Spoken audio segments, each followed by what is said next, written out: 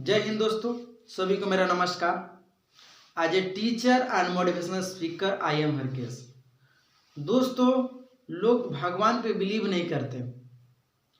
आप ये चीज़ आप मान लीजिए कि एक छोटा सा घर चलाने के लिए एक गार्जियन की जरूरत होती है। गांव को चलाने के लिए एक मुखिया की जरूरत होती है और जिला को चलाने के लिए डीसी यानी कि डीएम साहब की जरूरत होती है।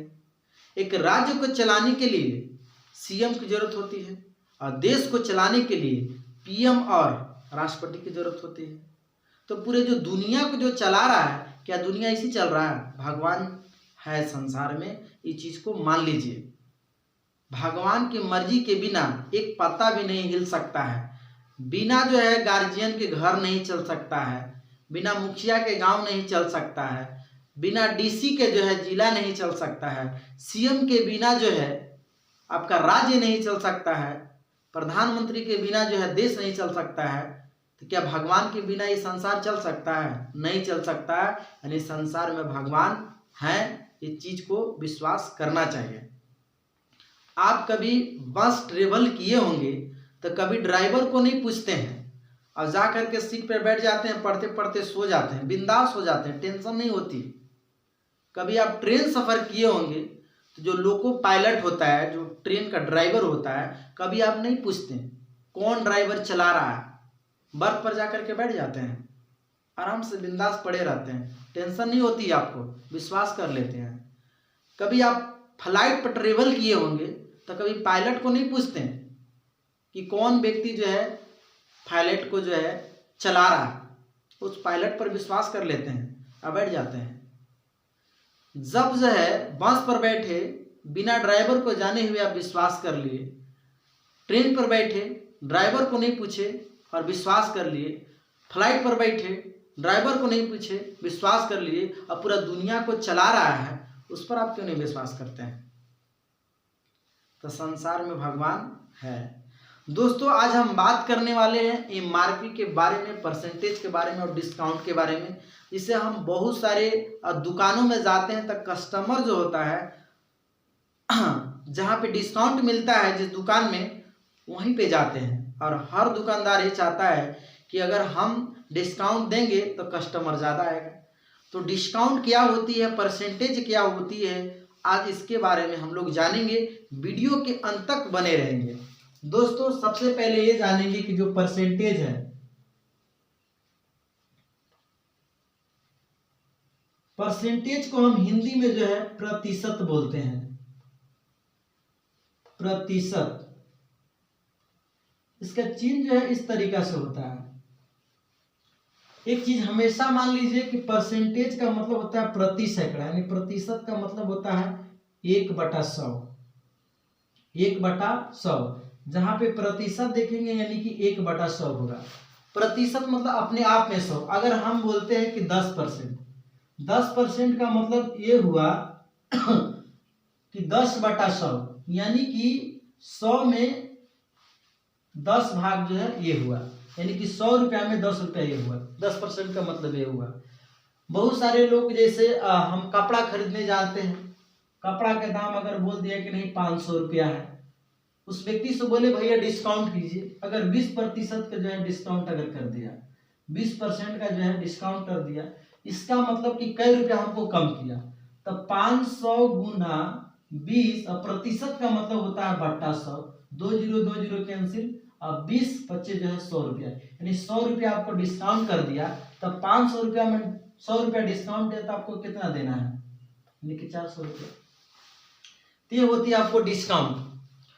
आप ये जान रहे होंगे किसी भी भिन्न में बदलने के लिए जो है, भिन्न का मतलब क्या होता है x/y, उसको हम 100 से गुना करते हैं परसेंटेज में, लेकिन ये गलत है।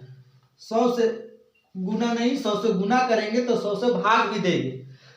100 से क्या करेंगे, भाग देंगे, क्योंकि नियम यही बताता है कि जितना हम देंगे उतना लेंगे। तो 100 से गुना कर रहे हैं तो 100 से भाग देंगे। तो इसी चीज को हम लिखते हैं कि x/y गुना 100 हो जाता है। ये 100 जो देख रहे हैं 100 हो गया, और ये जो है इसको अगर लिखेंगे 1 बटा जो है 100 हो गया। तो बराबर में अगर आप लिखिएगा तो x बटा वाई गुना 100।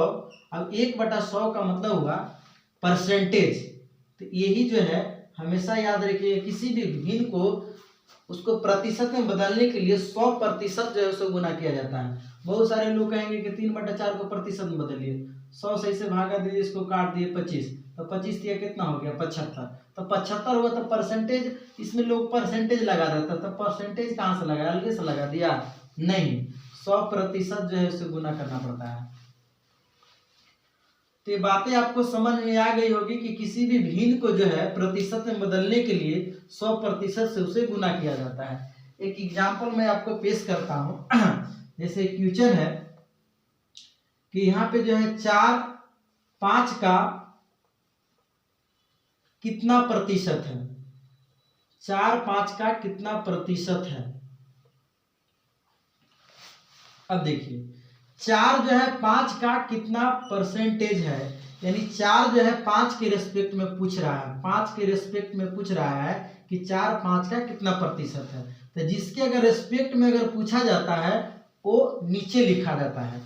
तो यहाँ पे हो जाएगा 4 बटा जो है यहाँ 5 हो जाएगा, और गुना यहाँ पे प्रतिशत में बदलने के लिए 100% से उसे गुना किया जाता है, तो यहाँ पे 20 हो जाएगा, बराबर में जो है 80% यहाँ आ जाएगा।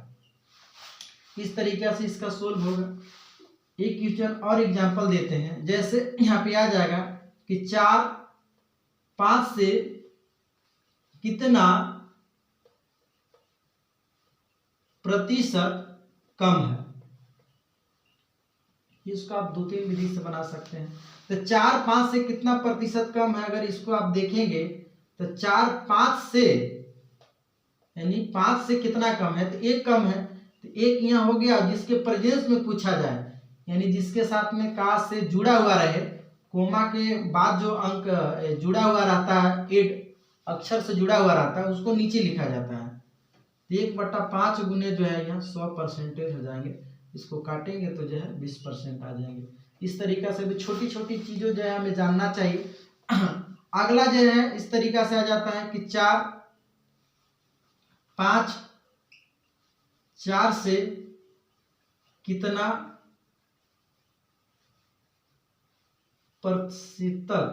परसेंटेज यानी कि प्रतिशत अधिक है। 4 5 से कितना प्रतिशत अधिक है। तो दोस्तों इसमें देखेंगे कि 4 से 5 जो है 1 अधिक है, तो 1 बटा यहाँ 4 आ जाएगा।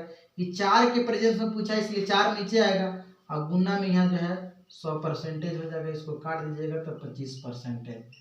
इस तरीका से जो है परसेंटेज बनता है। दोस्तों एमआरपी और जो है डिस्काउंट वगैरह के बारे में हम चर्चा करते हैं। सबसे पहले जानते हैं कि एमआरपी क्या होता है। एमआरपी को जो है हम बोलते हैं मैक्सिमम रिटेल प्राइस, मैक्सिमम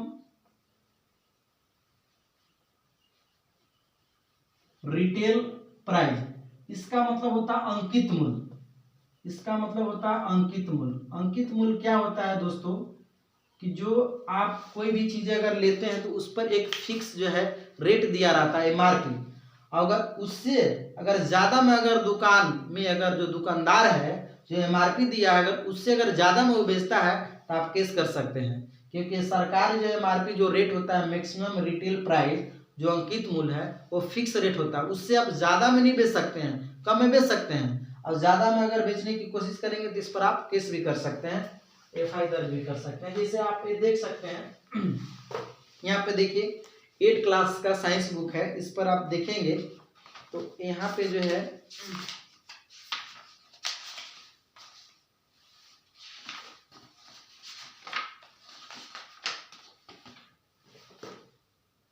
इसमें प्राइस नहीं दिया है दोस्तों, ये जो है सरकारी बुक है इसलिए लगता है कि इसमें एमआरपी नहीं दिया गया है, लेकिन कोई भी चीज़ें जब हम खरीदते हैं तो उसमें एमआरपी दिया हुआ रहता है।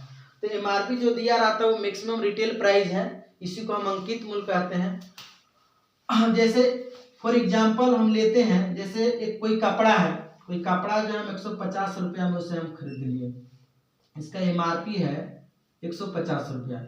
150 रुपया में हम एमआरपी जो है 150 रुपया है, उस पर बोले कि सर हमको 10% जो है डिस्काउंट कर दीजिए, 10% जो हमको छूट दे दीजिए। तो अगर 150 का 10% निकालेंगे यानी कई रुपया जो आपको कम करेगा, तो 150 गुना 10 और प्रतिशत का मतलब होता है बटा 100। तो ये जीरो कैंसिल, ये जीरो कैंसिल, तो कितना हो जाएगा यहाँ पे 15 रुपया जो है आपको कम करेगा, यानी कि 150 में जो है आप 15 जो है कम करेंगे तो 135 रुपया जो है उस दुकानदार को जो है आपको देना होगा। तो ये होती है एमआरपी हो जाती है और ये हो जाता है डिस्काउंट। एक दो एग्जांपल से और समझते हैं।